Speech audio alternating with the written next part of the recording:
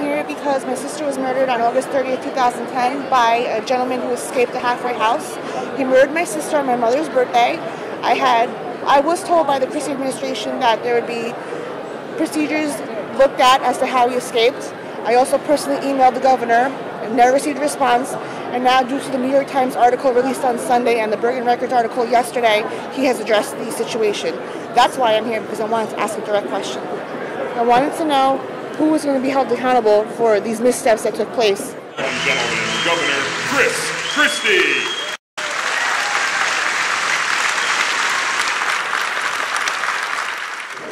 I'd like to know an answer. Why is it taking so long to give me an answer when I was already asked 2 years ago?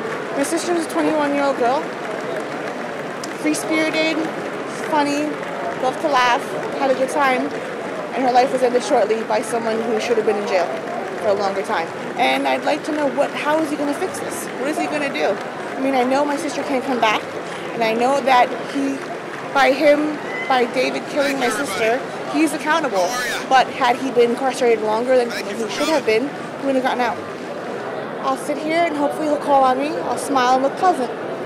Because it's crazy time in Trenton, everybody. It is the last 12 days of the legislative session. So it is certifiable crazy time. Dealing with the state legislature at times is like dealing with kids when they have a book report due. We got a $30 billion+ budget that they haven't even responded to yet. You know what kind of Democrat I'm talking about? A Corzine Democrat. The taxes need to be lower and the spending needs to be less. Now you all remember the cartoon character Wimpy, right? He said he would be happy to take a hamburger, to pay you tomorrow for a hamburger today. Now we get to the fun part of the program. So when you get to ask me questions and I get to answer, I'm actually going to start back here and then we'll get to all of you. So yes, sir. Wyatt, Governor, nice to meet you. Nice to meet you. Bob Pellegrini, Bayonne, New Jersey. Is there any possibility in our lifetime we could see term limits in Congress, which is dysfunctional, and maybe one term, 5 years for the presidency? Well, listen, the answer is I don't know. But what I'll tell you is that I think term limits make sense. And I've always thought term limits make sense. And here's why. You know, I ride in the black Suburbans with the blacked out windows. I'm with 3 state troopers who are with me every minute of every day. And I never go in the front door of any place anymore. I always go in some back door or side door. I walk through more kitchens than you've ever walked through in your entire life. And you can become isolated. And that makes you a less effective leader.